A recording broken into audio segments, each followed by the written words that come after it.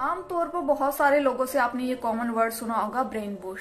Brain wash word का use तब किया जाता है जब सामने वाले को आपकी बातें हजम नहीं हो रही होती।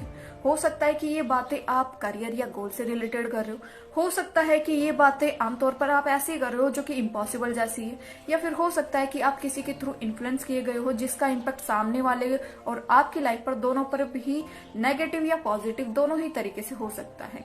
तो जब सामने वाले को आपकी बातें हजम नहीं हो रही होती तो वो ये बोलता है कि आपका ब्रेन वॉश किया गया है। ब्रेन वॉश दो वे में होता है, एक नेगेटिव वे में, एक पॉजिटिव वे में।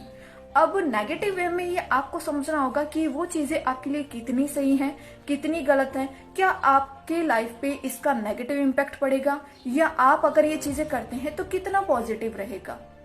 अब कुछ चीजें आपके लिए पॉजिटिव भी बताई जाती है जिसका सिर्फ और सिर्फ आपकी लाइफ पे सिर्फ और सिर्फ पॉजिटिव इम्पैक्ट पड़ता है। जैसे एक कपड़े को अगर आप गंदा हो जाता है या फिर उस पर किसी तरीके का दाग लग जाता है तो कई लोग ऐसे ही पानी में निकाल करके धो दोगे तो कई बार दाग फैल जाता है, तो वो होता है नेगेटिव वे में वॉश करना।